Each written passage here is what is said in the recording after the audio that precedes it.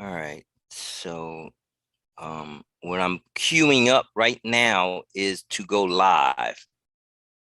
Gary, did you mute yourself? No. Can you hear me? Now I can. For some reason, for a second there, I could not hear you. All right. Well, I'm gonna back out my video right now just to make sure. What am I doing here? Yeah. Are you going to be able to start with your video Yeah. at 105? Yeah. Oh, let me see.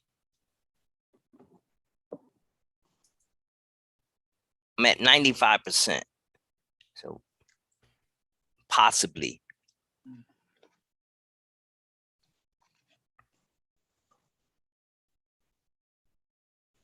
Yeah.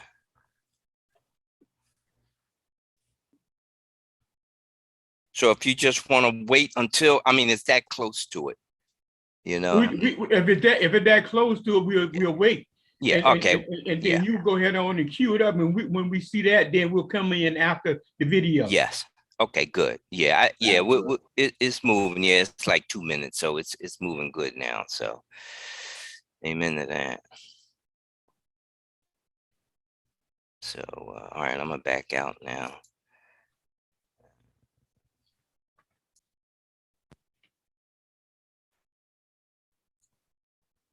Keep voice.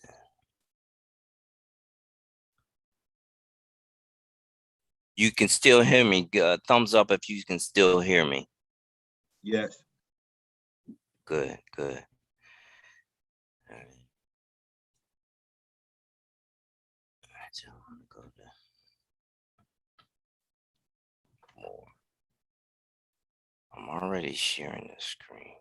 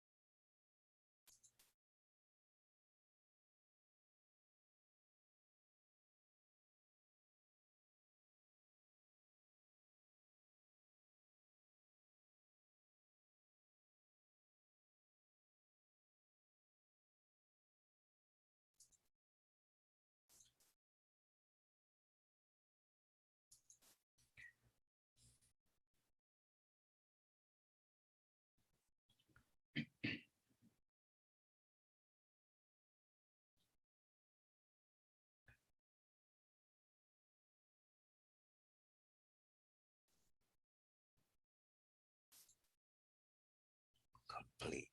All right, so it's complete. So like a minute, just a minute. Yeah, we kind of real close here. So let me just pull up the file and make sure that we good to go. Okay.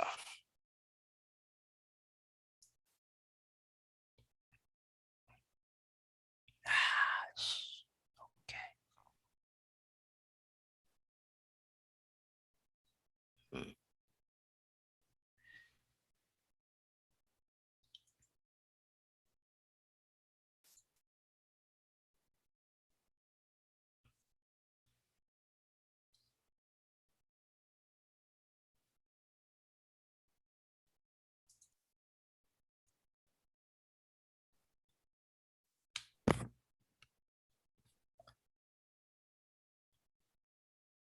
Correct it.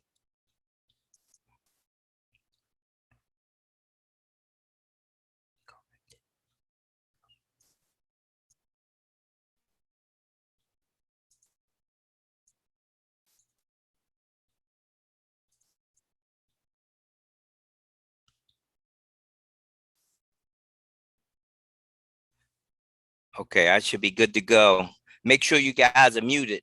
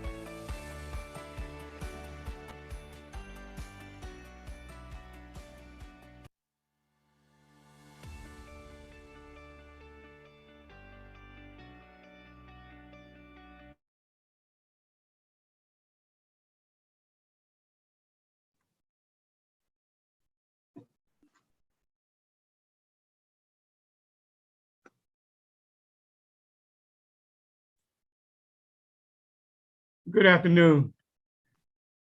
Welcome back to the second day of the manUP Leadership Conference.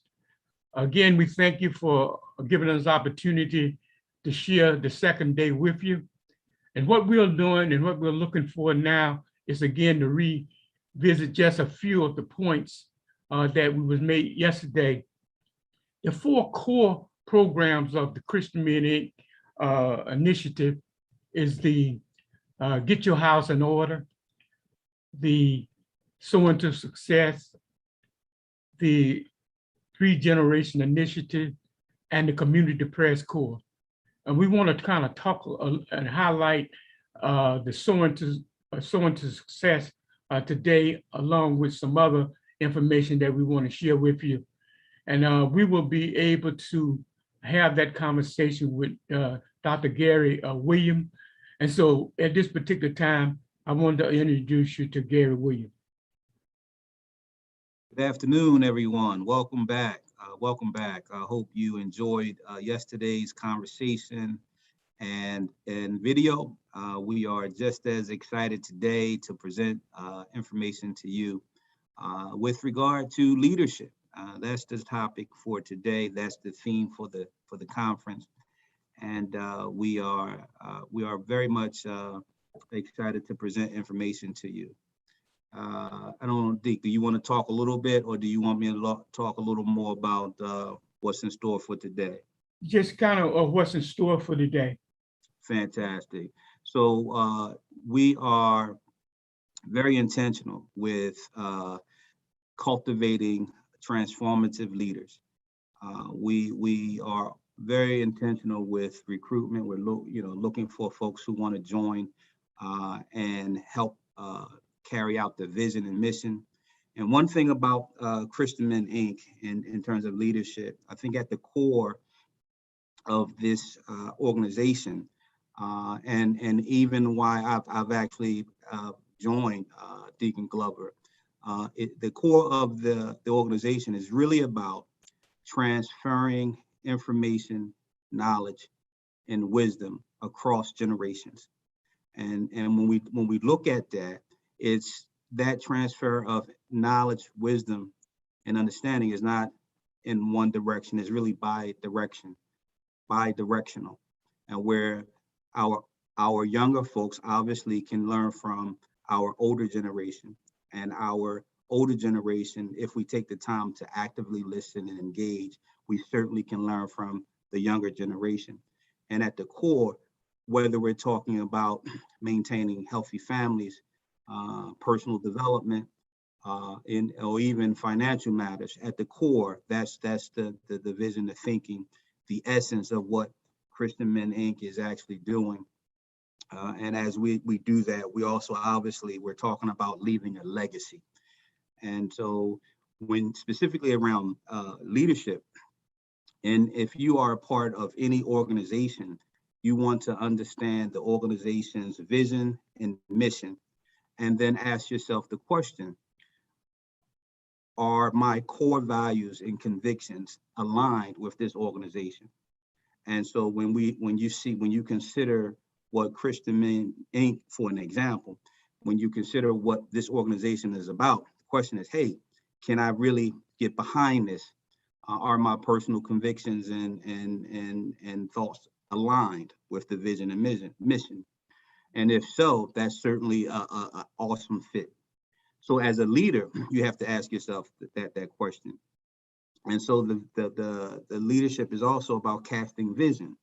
And so the head of this organization has cast a vision, but at a real foundational level, when we consider you and others as leaders, very on a foundational level, we have to understand that your vision has to be clear. And again, we're talking about leadership. Leaders cast vision. Your mission has to be clear. And also your core values also have to be clear. Again, when we're talking about leadership.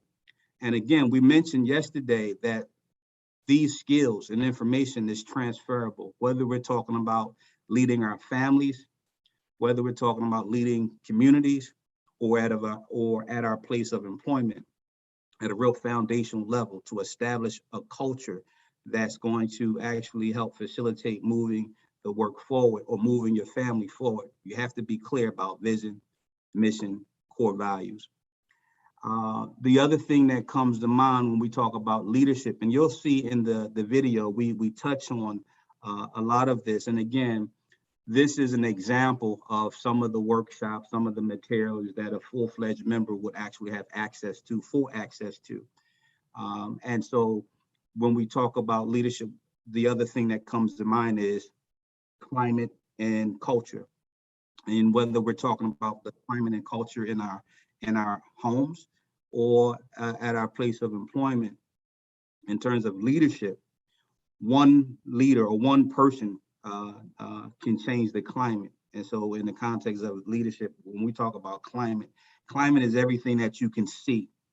The things that, you know, how we communicate to each other, things that we even hang up in our offices or in our homes, you know, the flow of communication, things that are more tangible on top of the surface.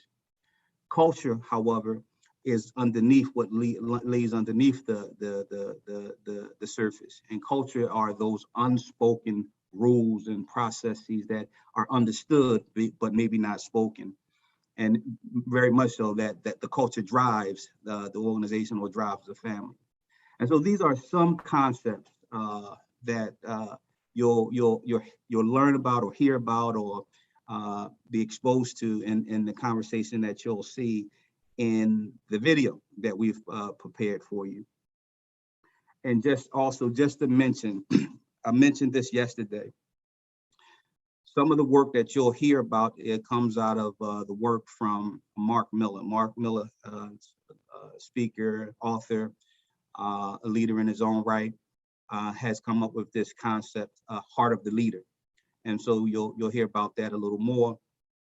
But really the acronym actually are characteristics that he submits that these, if you have these characteristics, it would serve you well. And not just being a leader, but a leader that people want to follow, you know. And leadership is really about creating other leaders. And when I want you to think about this, and some of you will agree, leadership is not being necessarily, I'm the person in charge of these people. Leadership carries a more of a responsibility. And I like to say that in leadership, these are folks under my care. And one of the characteristics that we'll hear about is thinking others first, and it's more aligned with servant leadership. So just wanted to kind of give you some thinking, some concepts. Some of these concepts are not new, but we wanted to have this preliminary presentation, if you will, to kind of set the tone for what you are about to witness. Thank you so much. Deke, I'm going to turn it back over to you in the event that you have any other points you want to make before we transition.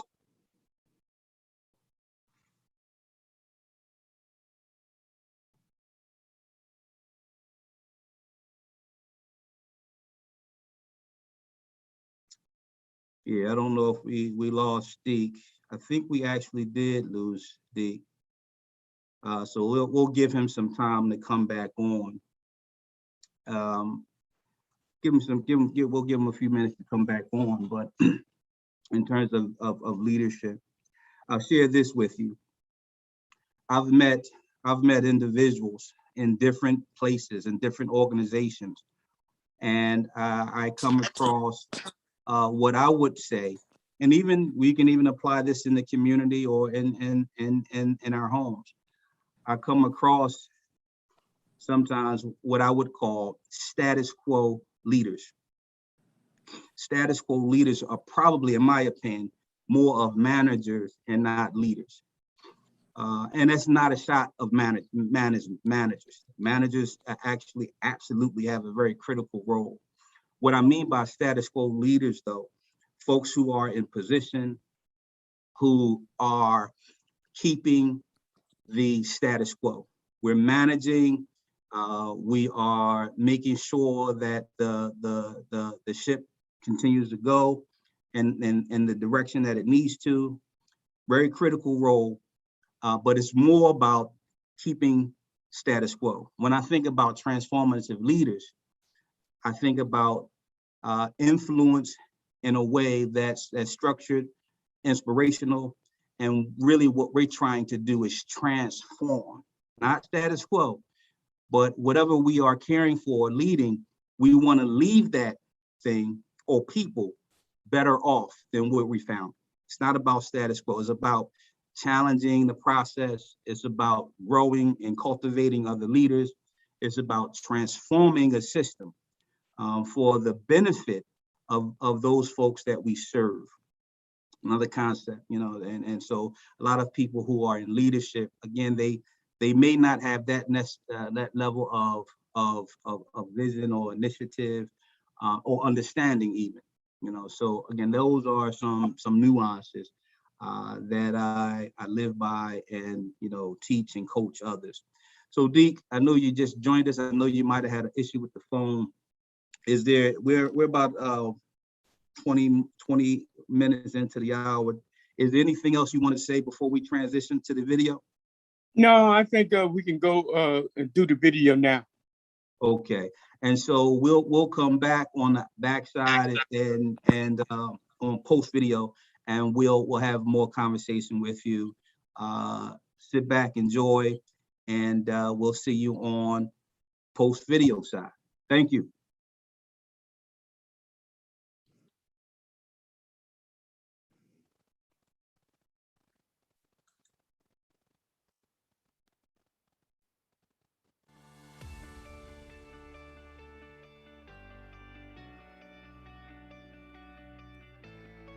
And now, John Glover, Chairman and CEO of Christian Men, Inc., and Gary D. Williams, CEO of Johannes.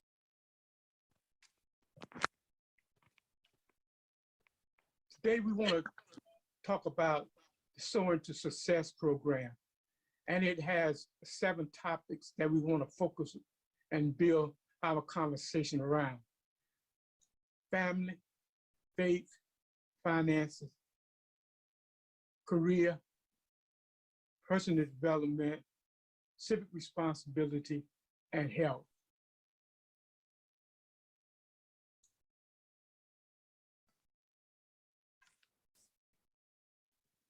Based upon those 7 topics, we will be able to put some tools together that will continue to keep us on the road on life, on our objectives, and we think will be a great balance for all of our men that engage the program. We want to just kind of look at that in the vein as to how a man may engage the program.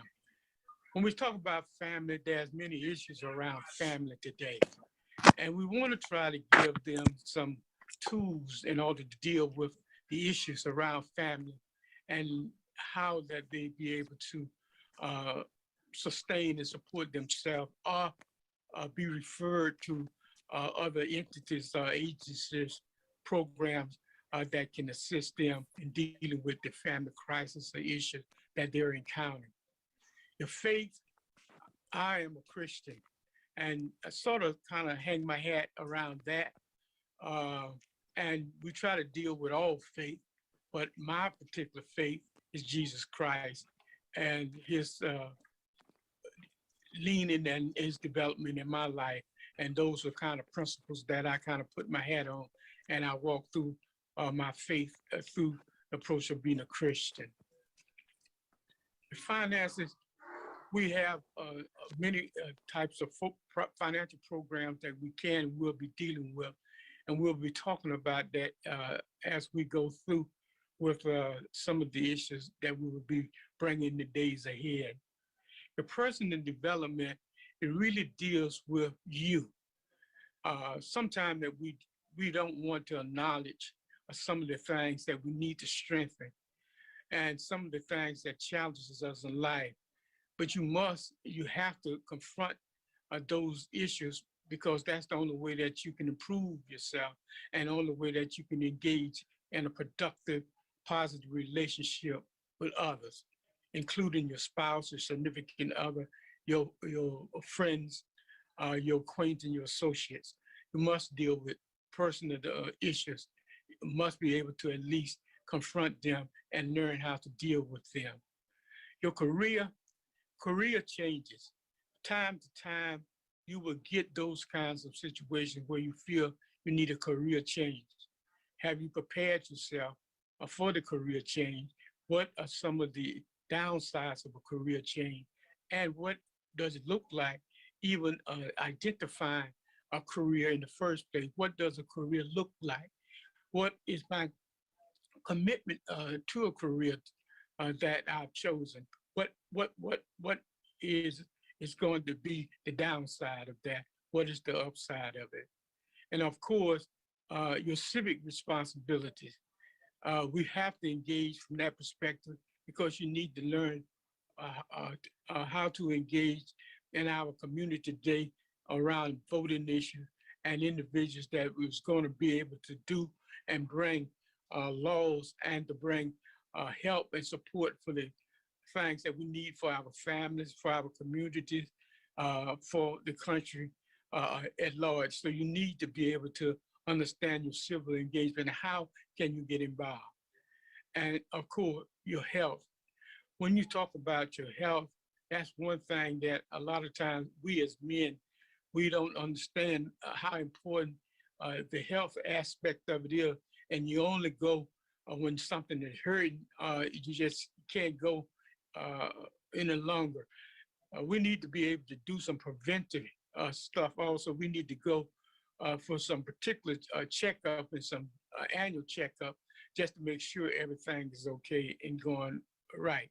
One of the things that we have is our Sowing to Success business journal that sort of like gives us a personal journal that we can download in a PDF and that you can be able to follow your progress because it's personal journal, and you'll be able to have those 7 topics lined out for you, and you'll be able to put down some of the goals, objectives as to timelines, as to when you expect to meet these goals and how you expect to maintain your journey as you venture toward these objectives.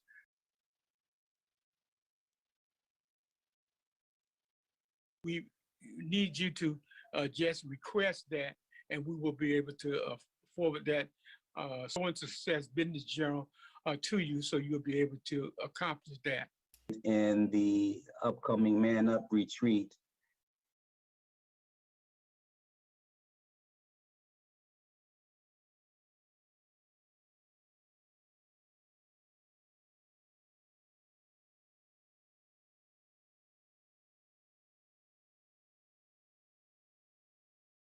tonight on leadership is being sponsored and supported by Christian Men Inc. This curriculum was developed as a part of Christian Men Inc.'s Soaring to Success. And again, the topic is on leadership. And so this is an abbreviated session that we wanted to just introduce you guys to and get some feedback from you all. And again, the topic is leadership. So I'm going to go ahead and jump in, guys. I'm going to share my screen. We have prepared a PowerPoint for you tonight. And Gerald Moore, I can see you on my screen. Just give a thumbs up if you can see my screen, right? And we'll just go ahead and jump in. As I indicated, the topic is on leadership. This particular session is entitled The Heart of a Leader. And so as we get into this discussion, I want you to think about leadership in the context of your families, leadership in the context of community, leadership in the context of the community at large. When you think about the characteristics and skills of leaders, the characteristics are transferable. And so whether we're talking about home, business, community, those traits are transferable. So I want you to think of leadership in a broader sense as we go through this material. And again, this is not designed to be a one-way conversation or a a one-way message. This is designed to be a dialogue. I really want to invite you to enter into a conversation.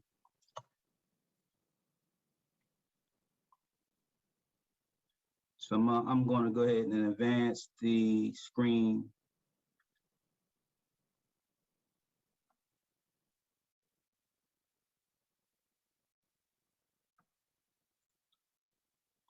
Want to start the conversation off with just some basic questions for you to consider. And at any point when you want to respond, you can just take yourselves off mute. I just want us to consider these questions. What is leadership? So the topic is leadership. What does leadership mean to you? Anybody can respond to that as you're led. What is leadership? Matthew Smith. I think it's someone who can inspire others to follow. Okay. Anybody else? Thank you, Mr. Matthew. Thank you. I think a true leader knows how to surround himself with people, know how to put people in place to help them do a better job so they're trying to do it on his own.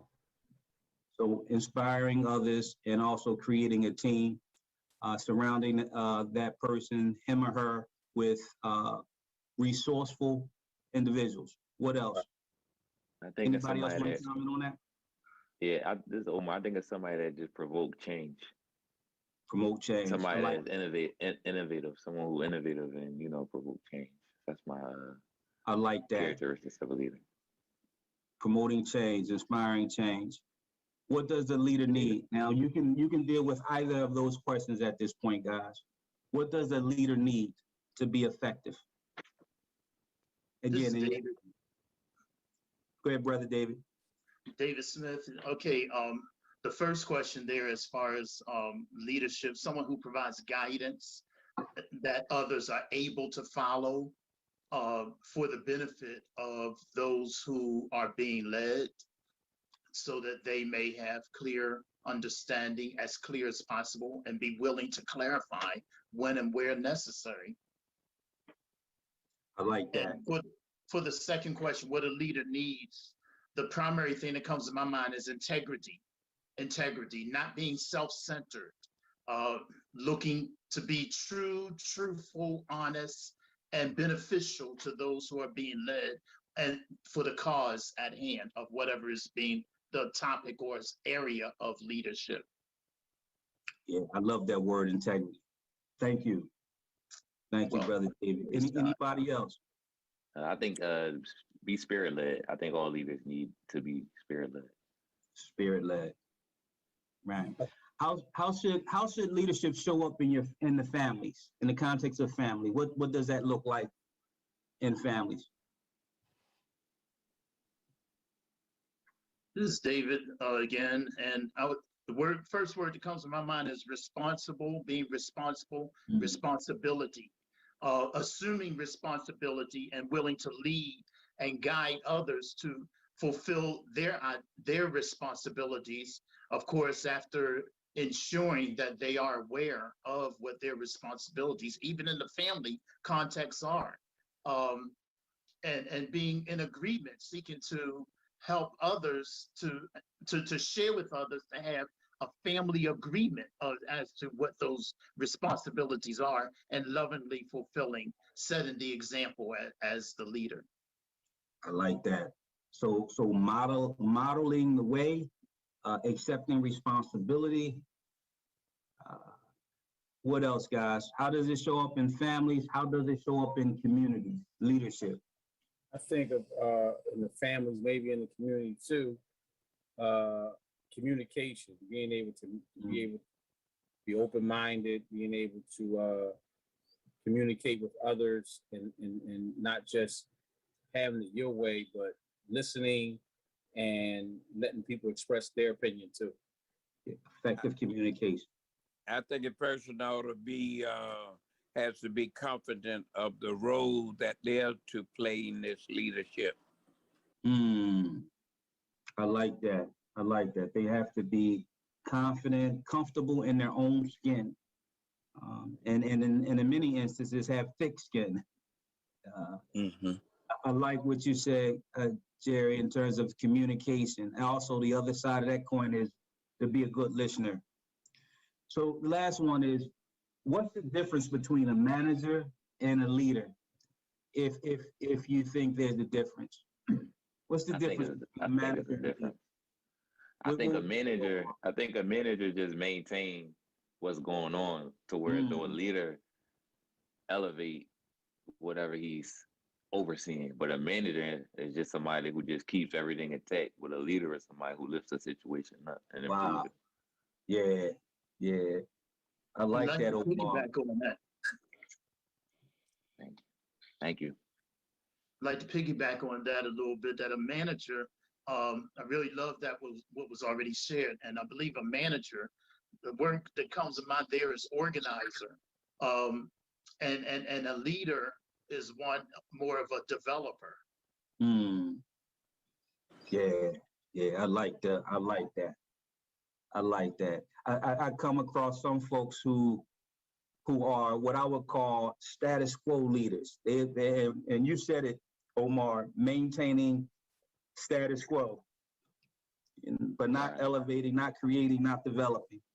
And so all great responses. Just want us to, again, consider these questions in a broader sense of leadership, whether we're talking about our families or whether we're talking about workplace, community, etc.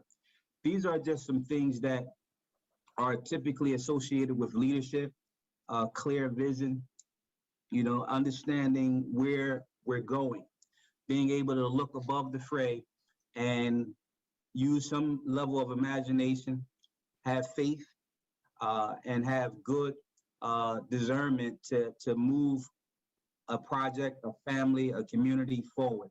Clear vision. Somebody said inspiring others. So inspiration, information, knowledge, and resourceful.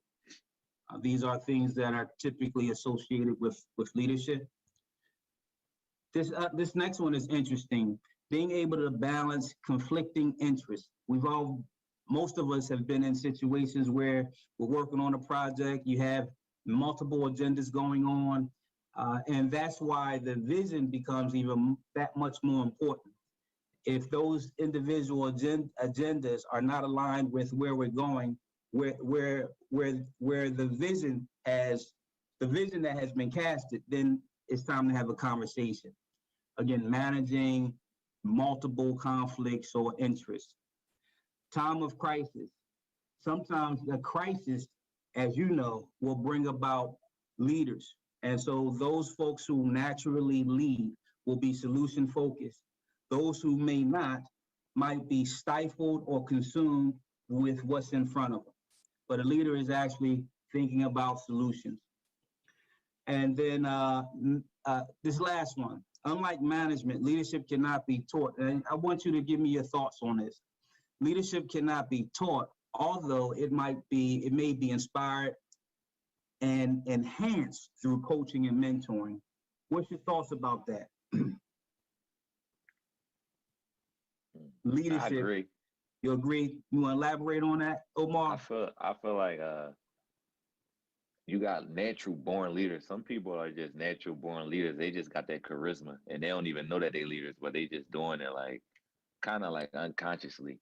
And then you got some people, they might not be a natural born leader, but if you instill a certain discipline and you just instill the characteristics that you think that they need in them, they can work on it and enhance their situation. But I think it is a difference between someone who was taught it and someone who was just being it naturally, So I think it is a little difference. A little difference. I agree with Brother Omar. I think a leader can get people to buy into, if they're trying to make a movement, a leader can get people to buy into their movement. Where a manager would just have people work for them, a leader can get people to follow them. Yeah, I like that, Jerry. Inspired vision, shared vision, getting others to see that vision and feel a part of that vision. So if we were together, The next part of this would be what we call a walking survey, right? So, you know, in the room, we'll label different sides of the room, agree, disagree, undecided. And then we would take you through a few questions. So these are some questions that, guys, I just want, again, I want us to consider, not questions, statements. And I want you to either agree, disagree, or if you're indifferent about it. First one, leaders' primary role is to be the best example they can be. So the primary role of a leader is to set a good example. Do you agree, disagree, or undecided on that one? Primary role. I agree with that. This is David, Agree. I agree. Okay, so give me one person that wants to elaborate on that. Why is that a primary role? Part of being an example fits into the various qualities of a leader. What is their aim and purpose? Why are they being a good example of the best that they can be? Is to help develop others, and that's part of leadership, is to provide, as we mentioned earlier, the guidance for others. Is living and demonstrating what's sought to be conveyed to others. That is not just do as I say do, but follow me as I'm seeking to follow the best. I like that. I like that. I like that. Next question. And again, guys, there's no right or wrong. We all have different opinions and perspectives. The next one is for those basketball buffs and fans. A basketball coach who has never played the game can be just as qualified as a coach who actually played the game. So we're talking about coaches. So both of them are students of the game. But if I never shot a jump shot or a layup in the real game, can I be just as qualified as somebody who actually played the game? Again, we're talking about leadership. What you think? I I disagree. think you can be. Go I ahead, think Jerry. it's situational. Oh, situational. Jerry, I and say then go ahead, brother Dave. You got it. I apologize. I You fine. consider that one of my prior jobs involved the leadership and management sought to promote those who excelled at what they did into the leadership of others. And a lot of times they became the most lousy leaders, even though they were skilled in what they did, because they were unable to convey leadership to help make others, to lead others into being the best that they could be. It's more so of just that they only know what they know. However, a coach or another leader coaching or leading in an area that they may not have participated in personally may have the skills and qualities of leadership and have studied, have looked at, have worked with persons, being able to connect with others, wherein someone who is just a player may not be able to convey that well to help others be the best they could be, but only be like them. So I believe it's situational, because everything I said could be flipped into that coaches may make them very good, players may make very good coaches. So I believe it's situational based on the person. Situational and relative, right? Okay. How about you, Jerry? You said you disagreed with that. Tell us why. I mean, we've all been on jobs where we had supervisors or managers that was in charge and never did the job. So they really don't understand what is really consists of the job. Like a basketball coach that never played, he can learn the game by reading the book, but he's never had that experience. And I think experience is one of the best teachers you can have out there. So you could probably relate to a player on your team better by being a person that has played the game than somebody that just read it and studied it in the book. You are a truly student of the game. Okay. I would like agree. to elaborate on that. I feel that a person who's never played the game of basketball could become a very good basketball coach.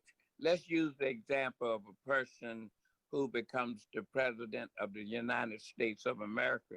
They've Mm. never been the president of the United States of America before. Mm. But they've been in different situations, governor, mayor, senators, Congress. Not all always. Hold that- on, all that- hold on, guy. Hold on. I don't think Mr. Matthew is Oh, done. Okay. Let him finish his thought. No, I'm that was sorry. about it. I just Oh. think that by the fact that you've not been the president of the United States before, no different could I say about a person who's been a coach. There's just certain things that people bring to the game, but they might not bring the position to the game. But it's some development that they have. Okay. Again, this is we're having a conversation. You know, no right or wrong, your perspective. Somebody else was trying to get in there. I was saying that it's just like being a player. They've been around the politics. They weren't just a Joe Blow off the street that never been in. Like Mhm. a president is not like a police officer. He's not a president. A president has been through senator or Congress or, you know, some kind of government. So he's been grooming to get to that part. So once he become president, I'm pretty sure what he learned back there helped him up here. Okay. That's all. That's good. No, that's good. How about this one? Serving others is important, but is not the most important part of leadership. Right. We want to deal with that one. Serving others is important, but it's not the most important part of leadership. What you think? If serving others is not the most important part of leadership, I believe we have to identify what would we say is the most important part of leadership. Mhm. It's all in what we are looking at when we say serving, a servant heart. A person, and if a person has qualities to serve others, they may or may not be a good leader, because serving helps with the right attitude, but they may lack the skills of relating to help others be all they can be. Okay. So you would disagree, or you would need more information to I consider? would be indifferent because I believe it's situational. Okay. If I have to take disagree or agree, I would lean more to disagree, because there are other qualities involved in leadership that might be more important than serving, but any leader that does not have a servant heart is going to be challenging for them also to lead others, in my opinion. Okay. Anybody else want to deal with that before we go on? Agree, disagree, or undecided? And we're going somewhere with all of this, guys. I feel what he just said, Mr. David Smith, but I also feel like a true leader, one that's worthwhile, is going to be about the people, and his mission is going to be something bigger than itself. So I feel like if you got a mission that's bigger than yourself, you automatically serve it. It has to be about, if it's about community, you serving, you know, like, so that's how I kind of see it. If it's about family, you're serving, right? Or even if you're a leader in your church, you're serving. Okay. Yeah. What about this one here? Folks with the most lived experience, we talk about communities now, should naturally be leaders of their community. I disagree. This goes back to the experience, right? So folks with the, go ahead, who disagrees? I disagree, because those with the least experience might not necessarily make a great leader. No, not necessarily so. So those with the most lived experience may not make the best leaders. Just because you've lived a long time doesn't mean, it doesn't indicate that you are naturally a leader. Right, right. Anybody else? Chronologically doesn't fit the bill. Right. You got to have more than that. Got it. Got to have more than life experience. Okay, And anybody it else? depend on what you was experiencing too. You could have just been Yeah, living a long time experiencing all type of stuff that's not really what's that's never right. beneficial to you or others. So I think it Mhm. depends on what you was experiencing. This is good. This is good. Like they So, always say, practice doesn't always make perfect. Okay, perfect practice make perfect right. that, You that's could be right. perfectly wrong. That's right. You could be practicing the wrong drills or or practicing wrong, right? So yeah, I agree with that. So the questions are actually, when you hear the responses, two things come to mind. Skills and knowledge, and then I also hear elements of character. Well, how about this last one?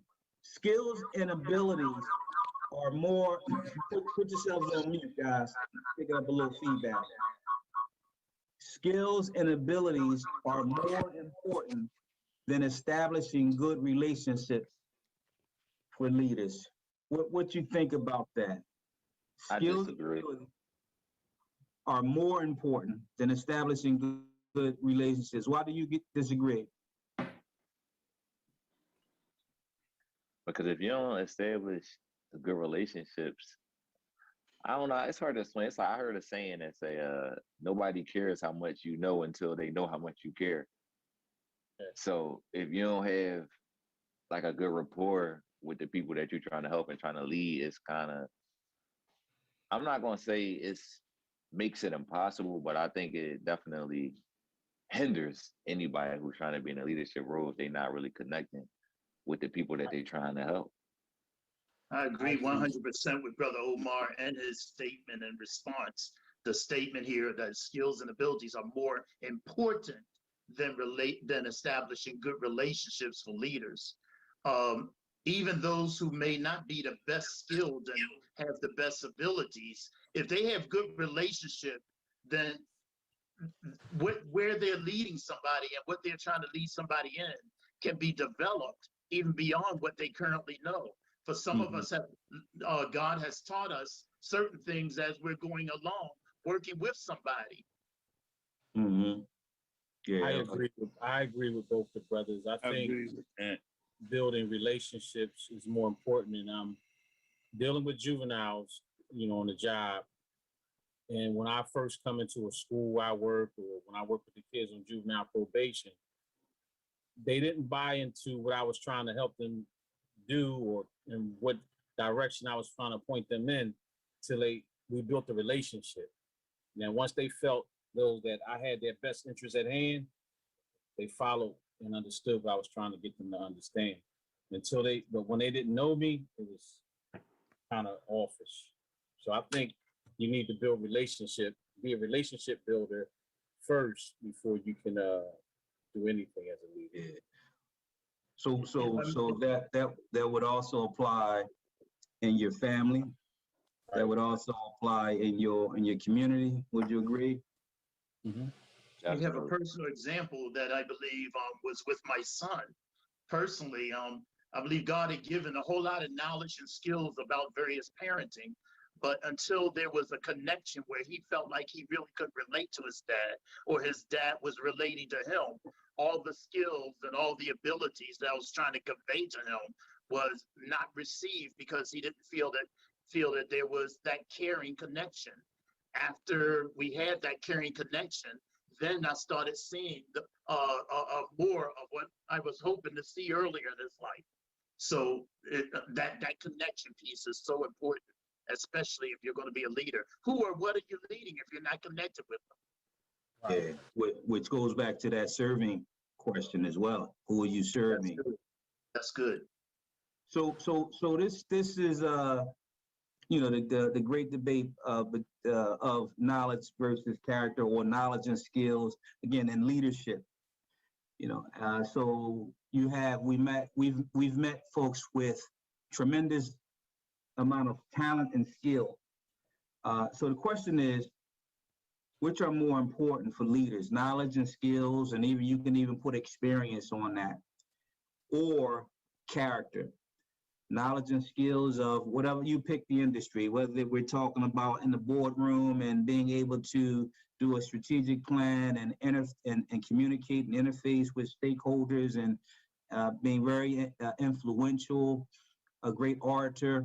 All of those skills are important.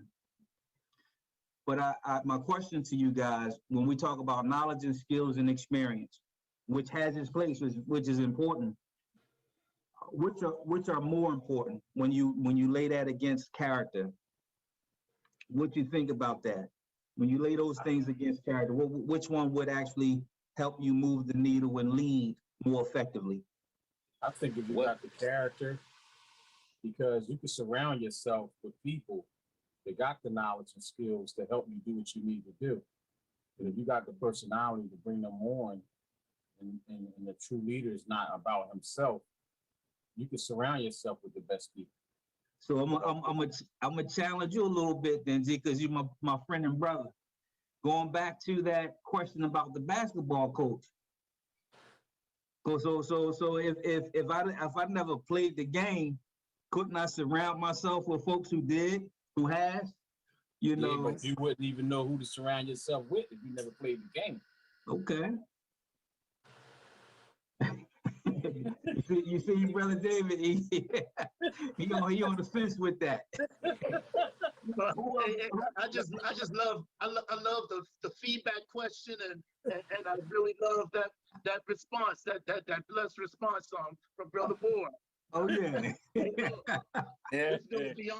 This goes beyond this discussion, but now I'm ready to say, now that's time enough. It's almost like, all right, there's another blow, and then we're going to come back in this verbal exchange, even though the beautiful thing about this is we all on the same team.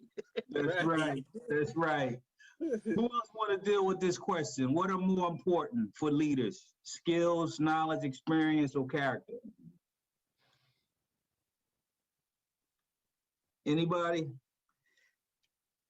So let's jump in here again. I believe if we're going to rank importance, Right. to me, character would have to lead the way. However, it's almost like Jesus said at one point, you shouldn't do one and leave the other one undone. Mm. Mm. Who thinks different? Anybody?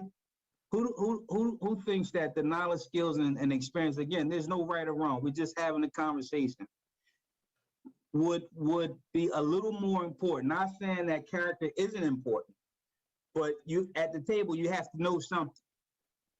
Who's on that side of the fence? Who gives a little edge to the knowledge, skills, and experience, not negating character? Anybody? We can rank them. No, 1, that's 2, all and right. 3. We're gonna move on. So the silence means that, we everybody is on the other side of that. I put this quote here. I love this quote. Knowledge comes from learning. Wisdom comes from living. Wisdom comes from living. So we're talking about character now, and the questions has generated some conversation about skills, knowledge, and character. And so when you look at this image, and I have character is the foundation of leadership. So when you look at this image, what do you see? What do you see in this image? It's iceberg. It's the iceberg. What anything that resonates, or anything that jumps out at? You don't realize how big the iceberg is, because up top it's small, but down bottom is big. Okay. Yeah, one of the things that they always say about icebergs is that what you see is probably 25% of what's under the water. Right. And speaking with that word foundation, that speaking of character, again, the strength of what is seen comes from what is not seen. Mm-hmm. There you go. Need a strong foundation. You get ready to start preaching, Brother David. Hey, look, a lot of times when we know it's something good to preach about. That's right. Yeah. This picture is full of the truth. Yeah, I love this image, and a lot of folks, and Deacon Strong, you're right. A lot of folks will say, "Hey, you only see 10% or so of the actual iceberg," and so a lot of folks equate this to leadership when we talk about skills and talents versus character. 10%, and this is just a concept. 10% of leadership, 10% of it is skills and talent, and things that we acquire and we learn.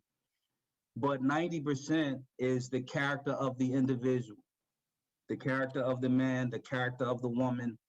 What gets that person up, that person's conviction. That's 90% of leadership. Because I think somebody said, you can surround yourself with talented people to fill and compensate and supplement with what you don't have. Even as a parent, as a husband, you see skills. 10%. Yeah, I'm learning my way, but I can surround myself with brothers, and mentors to help me through. But what does that character look like? And somebody, I think, Brother David said, integrity is a word. Consistency is a word. Reliability, responsibility, and so again, 90% of leadership, the foundation is the character of the person. That's what I submit to you, and I think kind of some of what you all have been talking about. So, what is character?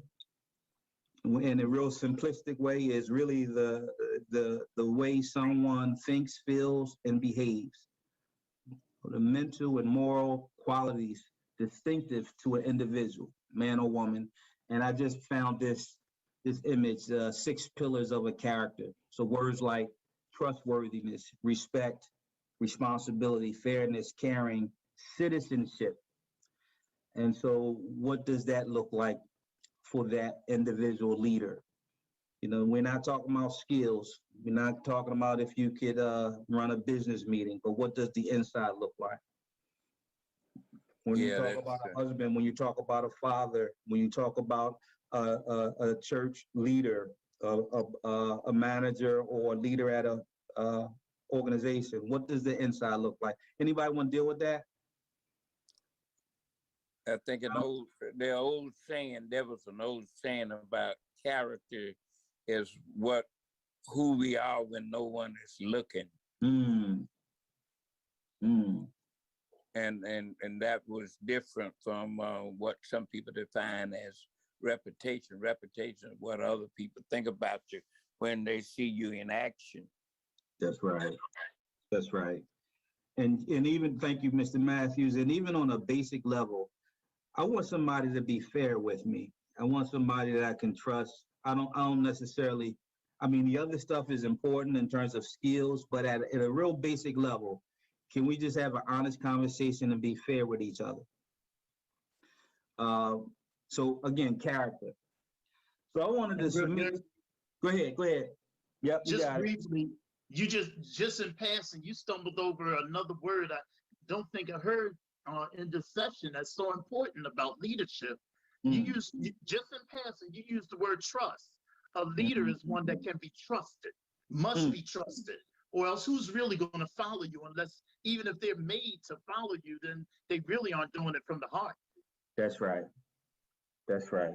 Trust is big, huge. It is. I wanted to just submit this concept to you. A gentleman by the name of Mark Miller. I'm just checking the time because I do want to be mindful of your time. Mark Miller writes this book, The Heart of a Leader, or Leading with Heart, and he sums it up in this acronym. It's a really good read in terms of leadership, just personal development. And he says the heart of a leader is one, or the characteristics of a leader is one, hunger for wisdom. Hunger for wisdom is, part of that is knowledge and understanding, but knowing how to apply what you know.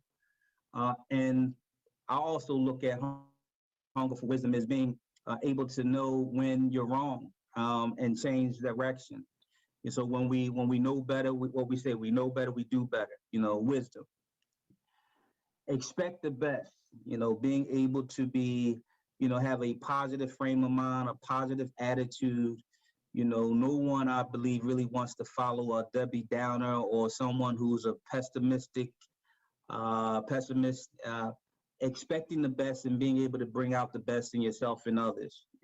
And the way that he frames this motto is, these are the leaders that people want to follow.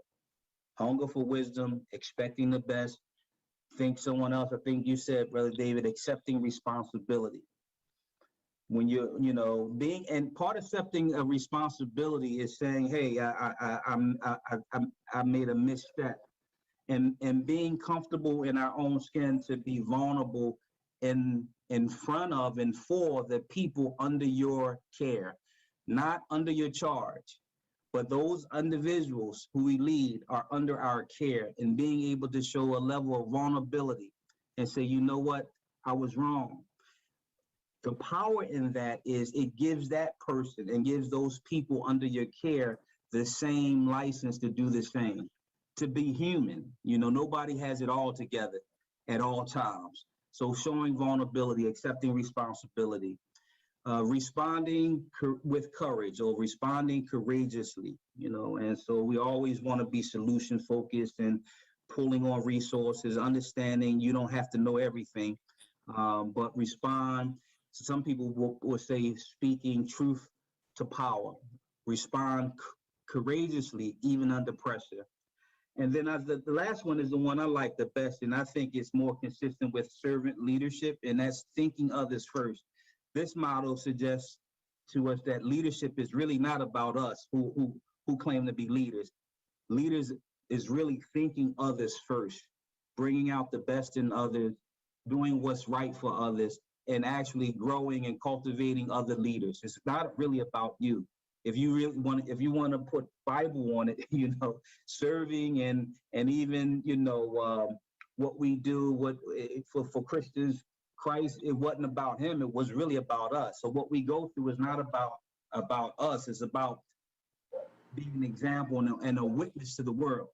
So even on a religious level, spiritual level, and just in a practical level, thinking others first, putting others before yourself. And so I wanted to just submit that thinking to you, and I have some quick video clips that I want to show you. We got about 10 minutes, guys. So we may not get through all of it, but I just want to show you some examples of leading with heart and have you respond to it.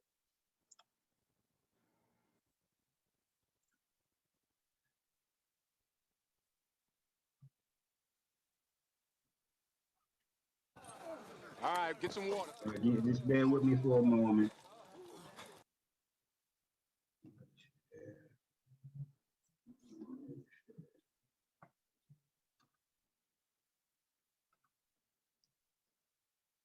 Can you guys see the screen? Yes. Mm-hmm. Okay.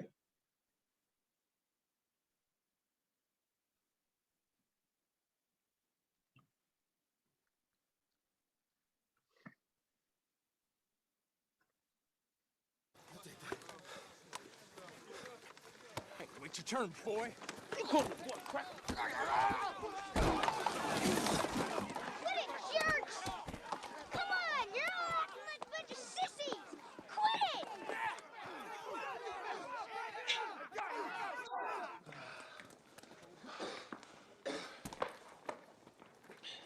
All right, man, listen. I'm Gary, you're Julius. Let's get some particulars and just get this over with, all right? Particulars. Yeah. No matter what I tell you, you ain't gonna never know nothing about Hey, me. man, listen. I ain't running any more of these 3-a-days, okay? Well, what I got to say, you really don't want to hear, because honesty ain't too high up on your people priority list, right? Honesty? You want honesty? All right, honestly, I think you're nothing. Nothing but a pure waste of God-given talent. You don't listen to nobody, man. Not even Doc or Boone. Shiver push on the line every time, man. You blow right past them. Push them, pull them, do something. You can't run over everybody in this league. And every time you do, you leave one of your teammates hanging out to dry. Me in particular. Why should I give a hoot about you? Huh? Or anybody else out there? You want to talk about a waste? You the captain, right? Right. Captain's supposed to be the leader, right? Right. You got a job? I have a You job. been doing your job? I've been doing my job. Then why don't you tell your white buddies to block for Rev better? Because they have not blocked for him worth a plug nickel, and you know it. Nobody plays, yourself included. I'm supposed to wear myself out for the team? What team? No. What I'm going to do is I'm going to look out for myself, and I'm going to get mine. See, man, that's the worst attitude I ever heard. Attitude reflect leadership, Captain. All right, get some water.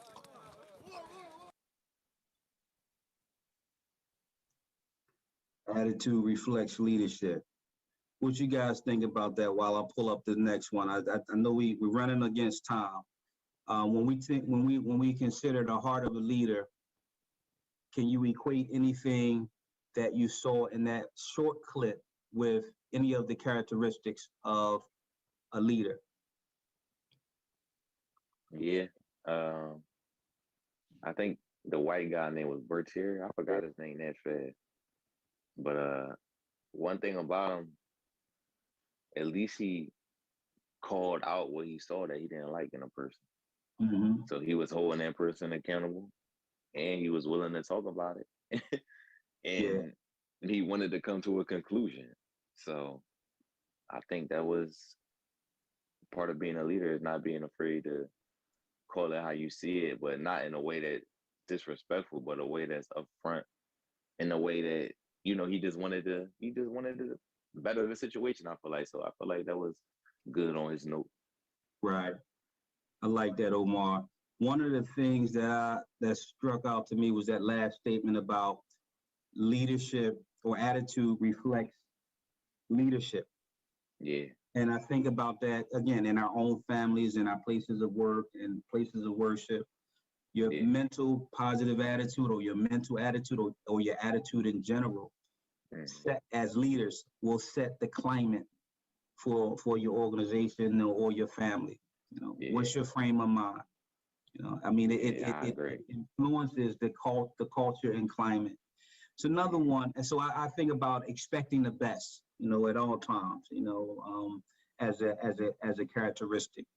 There's another one I want us to see before we close, guys.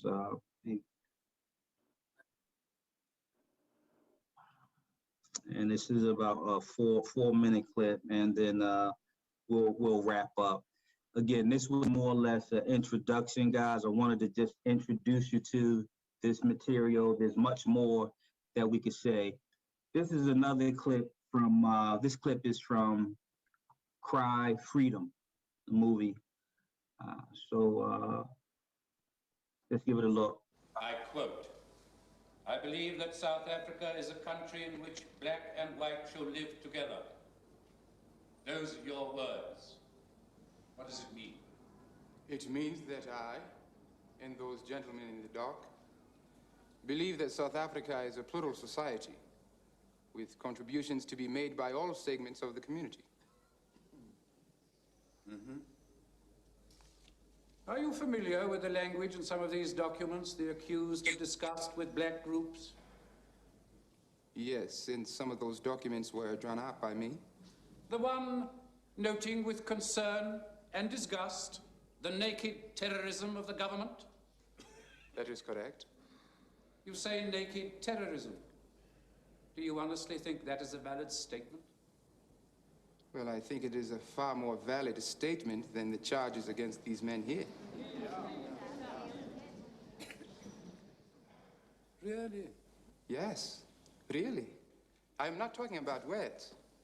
I'm talking about the violence in which people are baton charged by police, beaten up. I'm talking about police firing on unarmed people. I'm talking about the indirect violence you get through starvation in the townships. I'm talking about the hopelessness, the desolation of the transit camps. Now, I think that, all put together, that constitutes more terrorism. than the words these men have spoken here, but they stand charged. And white society is not charged. When you and others in black consciousness speak, you say, our true leaders have been banned and imprisoned on Robben Island. Who are you referring to specifically? Specifically, we refer to people like Mandela, Sobukwe, people like Govan Mbeki. And is it not true that the common factor with these people is that they have advocated violence against the South African government? The common factor with these people is that they have selflessly pushed forward the struggle of the black man.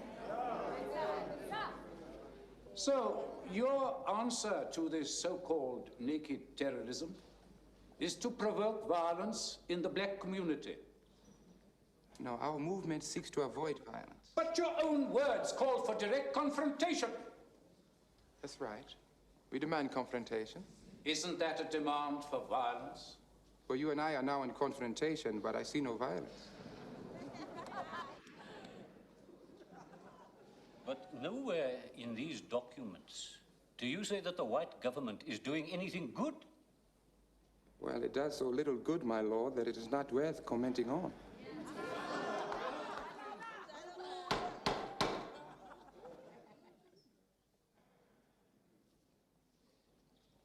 But surely that approach inflames racial hatred and anti-whiteism.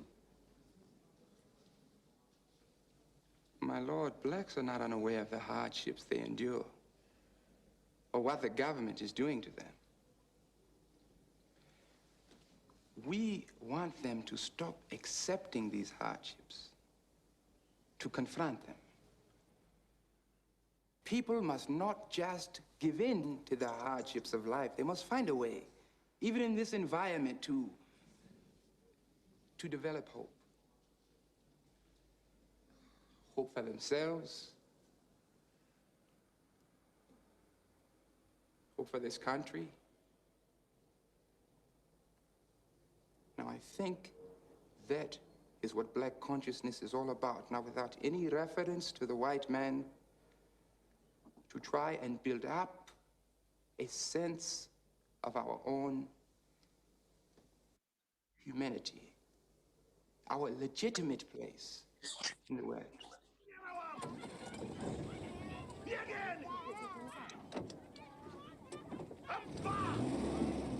But why do you use a phrase like black is beautiful? Because black is commonly associated with negatives. The black market, the black sheep of the family, anything which is supposed to be bad. Then why do you use the word? Why call yourselves black? I mean, you people are more brown than black. Why do you call yourselves white? You people are more pink than white.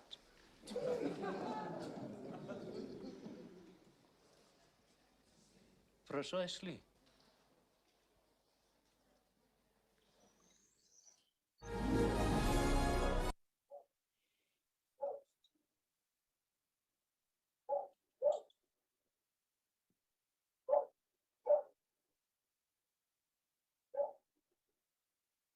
Yeah, that's what's your reactions? For those of you who saw the movie, that's Denzel Washington is portraying Steve Biko, who eventually, and this is South Africa. He's the activist against apartheid. He eventually gets beaten to death by the police there. But what do you see in terms of the characteristics of that scene in terms of leadership, characteristics of leaders? Honesty and courage, willing to share viewpoints, to identify viewpoints beyond his own, even if it's not agreed with, but to at least be able to see a fuller picture and the ability to express such, while still holding his personal integrity and having a conviction that is not selfish, but for the ones that he is representing. Thank you. Absolutely. Thinking others first, responding courageously, speaking truth to power. And so it's 7:01, and I think Brother David, you'll have the last word on that. I do want to be mindful of your time, and there's much more we can talk about and dig into, but we wanted to just introduce you all to some of the material. We are excited about the upcoming manUP retreat. We're looking for participation on this retreat, and really trying to solicit support and membership. This is some of the material that members would be exposed to and have access to. And so I thank all of you for your time and your participation. Thank you for the rich dialogue, and certainly looking forward to seeing you in person. Again, this has been sponsored and delivered to you by way of Johanna Educational and Counseling Center under the sponsorship and the support and the creativity of Christian Men, Inc. Thank you so much, guys. You guys stay safe. Have a good night. Thanks for having us. We You appreciate too, you. and thank you. Good night, everybody. Good night, everybody. Good night. Good to see you all. Praise the Lord. Yes, Take care. sir. Stay safe, fellas.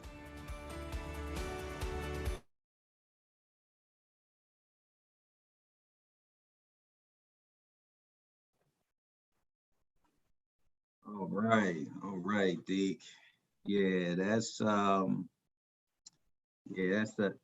that was a rich discussion with the brothers about leadership. And Yes, sir. Yes, sir. yeah, I'll let you kick it off, Deke. I'll let you kick it off. I know we have a short clip that I think we'll have on cue at some point. But what's your reaction, Deke? Well, again, when we talk about men, you talk about leadership, and you start talking about programming, especially the type of programming that we're trying to develop, implement. One of the things you need to do is to try to make sure that all of your participants at least understand the basics of understanding as to the creating of what you're trying to convey. Not to be trying to get and be more than what you're trying to instill. We want to be honest with each other. We want to be fair with each other. We want to be able to say that we are thinking about others, not ourselves all the time. We're not trying to grab for everything. All of these things plays into your projection. What do you want to project to the public at large? What are you trying to convey to your membership? What are you trying to convey to your leaders in the program? All of these things and everything that we've been trying to present really kind of speaks to where we are in the heart of everything. So when we start talking about where we're at and where we're going, we need to have some kind of a trajectory and also some kind of a point, I guess, objectives as to where we're going. And when we start talking about that, we said from the very beginning, some of the outcomes that we're looking for Christian Men, Inc. is to be able to create wealth, try to be able to be economic empowerment, and to reduce poverty. Well, all of those things may lead people to believe that we're trying to do it for ourselves, but what we're trying to do is do it for the community. And you do need resources in order to support your objectives. You cannot do objective building, capacity building, and you don't have resources.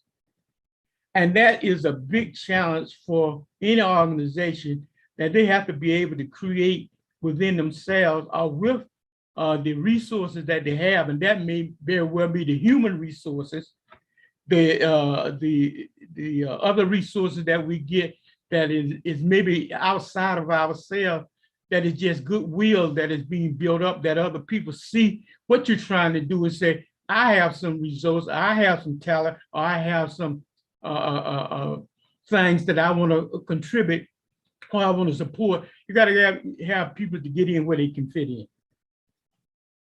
Absolutely, D. Absolutely. And when you think about the 7 domains that you mentioned under CMI, it's really comprehensive.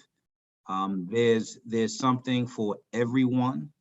You can take one of those domains and invest your time into that space and develop for years, be inspired and develop as an individual. And really the hope is that this will be beneficial in various aspects of your lives, you know. And so when you mention support and resources, D, you know, part of why we want to engage you, number one, we want to give and provide some information, just give it away, and hopefully it inspires you to share. It may inspire you in your individual life and journey. Alongside of that, we're being very deliberate and intentional with trying to recruit support, solicit your support, whatever that looks like. You know, in terms of being a member, there's certain benefits to being a full-fledged member. Whether you may, hey, you catch the vision and you want to be a part of it, we invite you in to have a conversation. This is really about putting material out and giving people an experience where we can actually begin to leave a legacy, whether that's in wealth, knowledge, understanding, wisdom, and not just for one generation, but for generations to come. So if you catch that vision, we certainly need your help. We need your support, and we have a lot to offer. And when you consider that video, the session that you just saw, I just want to highlight a couple things that you'll see in some of the processes in the workshop. You see, it's really conversational. You know, there's not a thing where we're saying, hey, you know, we know better. This is kind of what we want to give you, and you'll be better off. No, we work in the context of a community. Everybody that participates has a perspective and has something to share.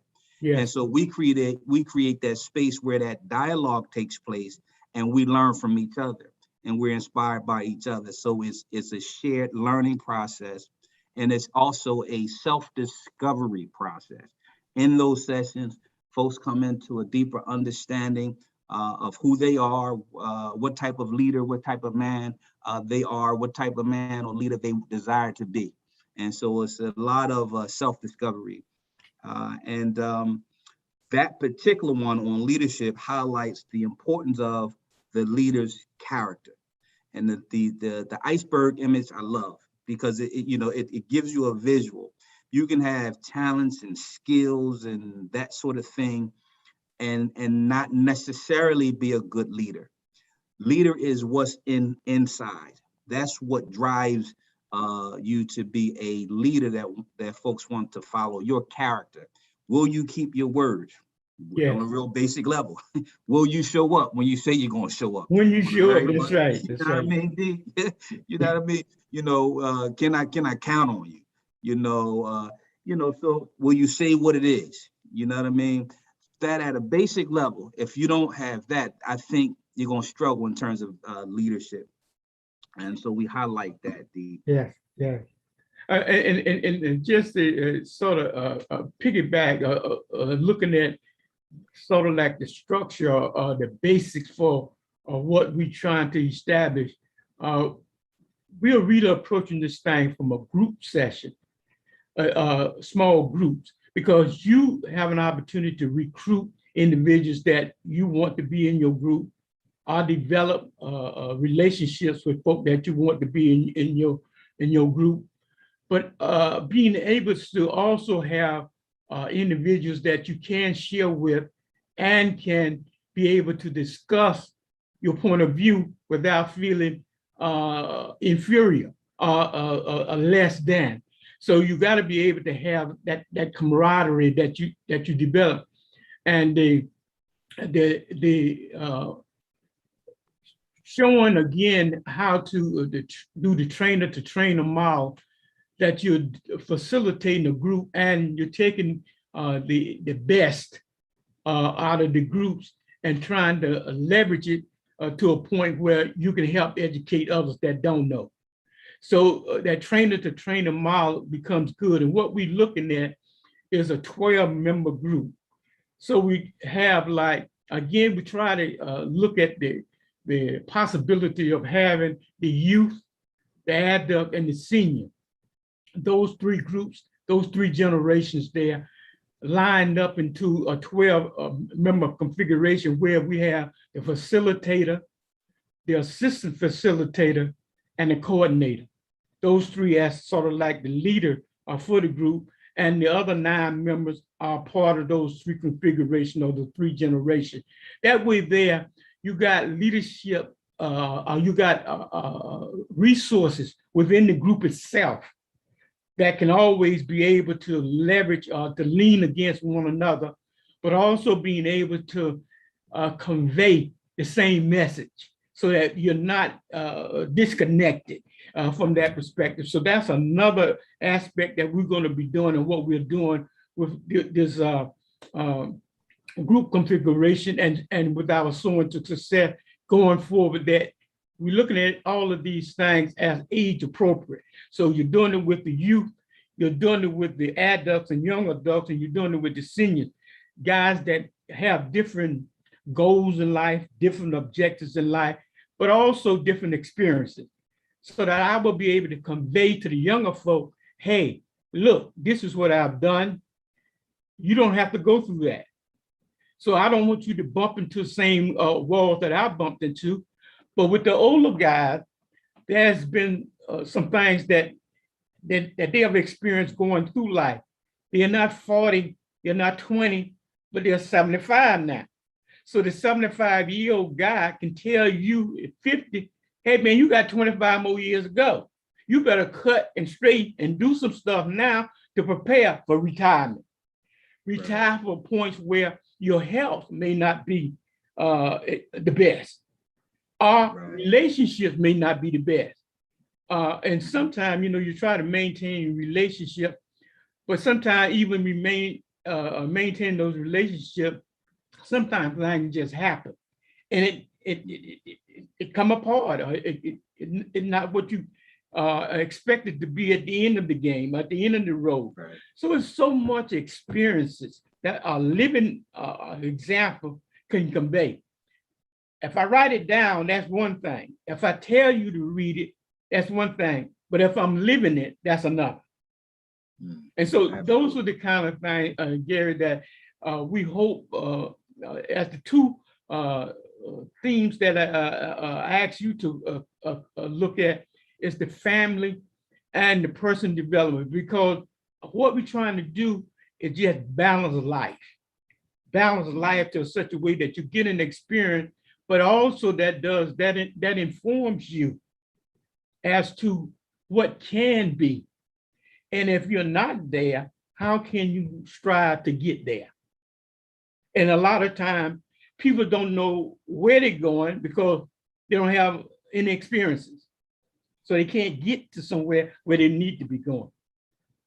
And so we want to give that opportunity to everyone, but also letting you seek your own level, so that I don't have to drive you all the time. But as you indicated, let me give you some information. Let's put it out there. And then you look at this smorgasbord of experience and decide what and you need to take off there and apply to yourself. But the fact that thing is, it is available to you, and it's available to everyone. Yeah, absolutely. Absolutely, D. You had mentioned the model, the trainer model. And so I'm speaking to anybody who's kind of on the fence about doing facilitating and that sort of thing, or going to another level in your leadership. We, CMI, will actually support you in that transition. Some folks might be on the fence and, well, I can't do it that way. Remember, when I talk about skills and character, the criteria is character, the emphasis on that character. And so further, let's further develop that, and we'll teach you the skills. We'll teach you how to facilitate and mentoring and coaching. One of the things that I love about this particular program and Deke, your vision is this whole 3-generational, and that could be applied across, whether we're talking about get your house in order, whether we're talking about soaring to success, the model in terms of going across generation to support each other, to learn from each other, and really to leave a legacy. I speak to a lot of young people in Philadelphia, and right now we know that the gun violence is off the chart. And what's consistent when I engage young people, a lot of times what's consistent goes right back to the family. No father, and in a lot of cases, single mother, or in some cases single father, but single mother. And young people are attracted to the lights and the glitter of what we see on TV and that sort of thing in Hollywood. And they want to go out and get that, because those material things for them validates them and makes them feel good. My point is this: there's a void, and I'm not saying anything that you guys don't know. I'm just pointing to it. There's a void within that family, within that community. And a lot of times the man is not there or is distant. This model in terms of 3-generational view and movement even is about, hey, as men, as a community, let's fill that void. Let's bring them closer. You want to know how to deal with the gun violence, is let's build relationship with this generation that's coming behind us. And now in that relationship, we demonstrate love, care, and concern, and build trust. And now we engage them. And I think that's a big part of how we deal with this gun violence. Folks are going around, programs here, there. How are we sitting down, engaging the young people in building relationship, or are we afraid of them? That's another conversation. But this model, all I'm saying is this model, this 3-generational model, I think is part of the solution. We want to be solution focused. So yeah, Deke, I think again, and when you say it's a part of the solution, again, the 4 programs that we lifted up, they kind of overlap because they're necessary in order to support one another. When you started talking about the objectives, we need to be able to tell your story, but also tell our story, so that we have a chance to articulate the facts. And as they are, that's why we looked at the community press code, because you need to be in the community. There's other folk in the community that got a story.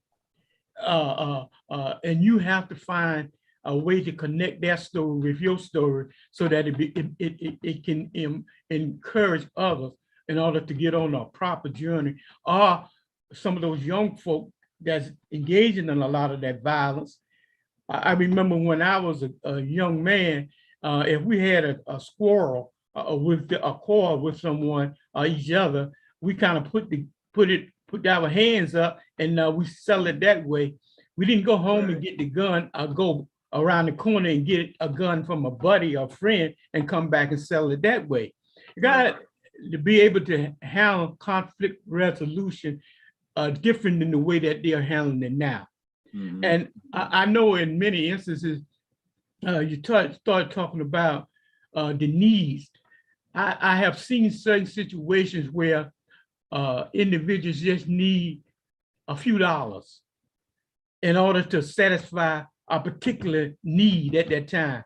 And because they couldn't get a few dollars, they acted and did some stuff that's stupid and crazy and caused them to be in prison, dead, wounded, all of those kind of things. But if we can kind of at least articulate our needs, articulate what is required for me to get to the next level or to get to the next step, all of these things make sense. if you can put together a comprehensive program in order to at least speak to the individual. Yeah, absolutely, absolutely. And you had mentioned resources. I think the greatest resource, one of the greatest resources that we have is each other in terms of networking, collaborating, you know. So sometimes it's not about, okay, let me start this movement over here. Before you do that, let's look around to see what's happening. Is there an organization, CMI, that has a vision and a mission that's aligned with my convictions? Okay, let me get behind that and support that. You know, we don't have to be divisive. Or is there another organization, their mission and vision are aligned? Let's come together and move the needle forward in terms of trying to serve our young people. The 3-generational model, we have to create space where we're bringing young people in and we're really having conversations to try to understand.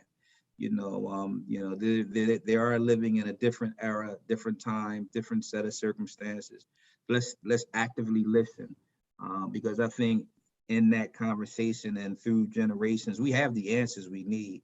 You mentioned something else, the exposure, even with the press, the media platform. Let's expose our young people to different opportunities. And again, this is what we could offer through CMI. Let's expose them to a different way of possibly making money, earning, or making a living, or entrepreneurship.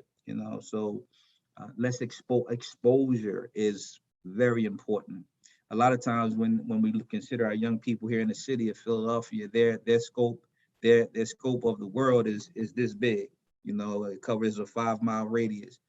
There's much more to life, as you know. And so these are the things that I believe that CMI is positioned to offer and to do in partnership. So we submit to you, and we're being very intentional with, hey, if you hear or see something that you like, give us a call and let's have a conversation. How can we come together on behalf of our families and children in the city and abroad? It's much more bigger than Philadelphia, but yeah, D. So I don't know if you had anything else. I know we have a clip. It may be about a 10-minute clip, man. I just wanted to get this in front of the folks, if you don't mind, D, unless you had something else that you wanted to say, and then we can come back after the clip is over and wrap up. That's all right, D? I think you froze. You froze on me, D. The world of technology, this virtual space, man, we're working with it. Yeah, I think you froze. I don't know if you were disconnected, but let's go ahead and get that video going if we can, and then we'll come back and we'll wrap up.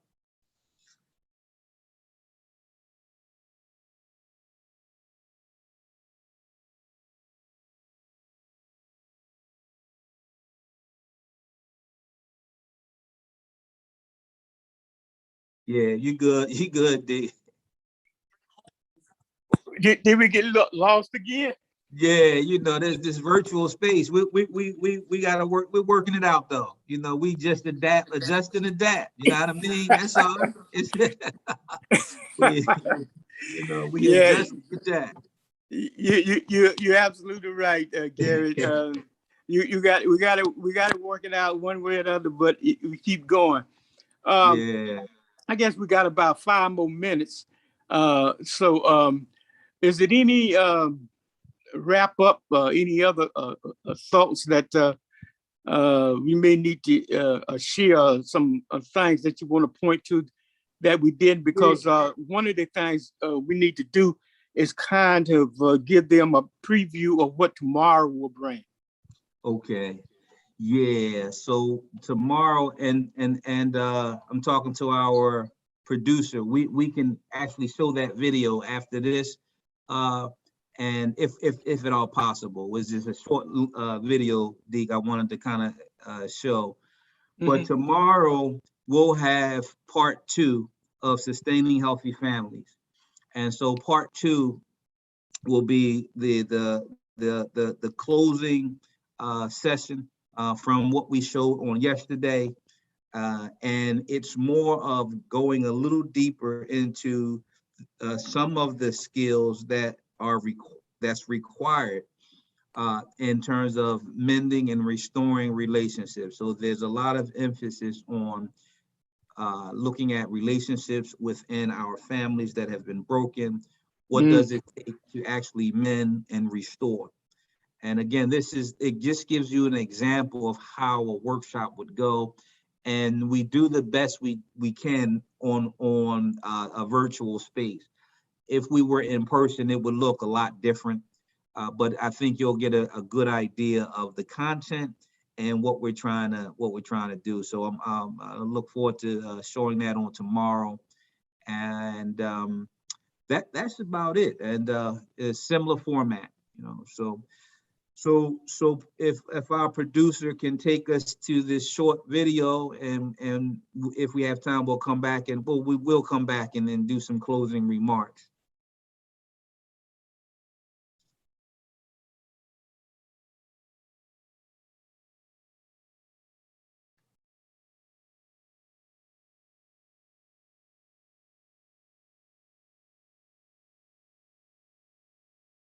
I don't know, he may be having some technical difficulties, but let's give him a moment.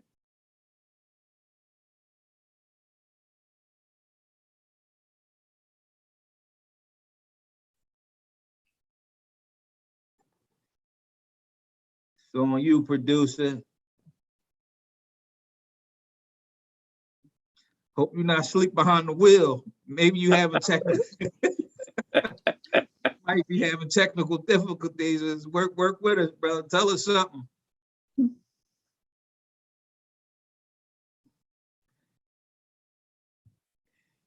Yeah, I got a message from him. He's trying to load it up. But yeah, so this clip, let me cue it up a little, and you'll just go right on into it if you can. But I don't know if any of you heard the story of Inky Johnson, and so I'd like to show this video occasionally in leadership sessions, because it's a true example of how character is further developed. You know, character is further developed, and the way that it's developed is through adversities. And just like faith, I kind of compare that. If you make the comparison, in order to actually increase one's faith, they actually have to go through something. They have to experience something. That faith, as a result, is then stretched. You know, for us Christians, we believe that it's impossible to please God without faith, right? So, but that's, you know, that is universal in that adversity builds character. And this, if you know the story of Inky Johnson, he has an unbelievable testimony, and he's a absolute motivator and influential speaker. And if we don't see it today, maybe we'll have some time to show it tomorrow. It's a really short clip about his life. And I don't look like we're going to see it today, Deke. All right, then we'll just close out. Okay. And we'll look forward to tomorrow. And we just want to thank all of the viewers, the supporters today. And we will get started 1 o'clock tomorrow, 1:15 before 1:15 tomorrow. So we figured 1 o'clock or 1:05 at the latest, we should be on tomorrow, and we will close out the conference tomorrow with our third day. Gary, thank you again for a great job done. You're a great fellow, man. I love you, man, and we'll be talking, okay? Love you back, Deke. Love you back. Much respect. I'll talk to you tomorrow. Yes, sir. God bless. Have a good one. Thanks.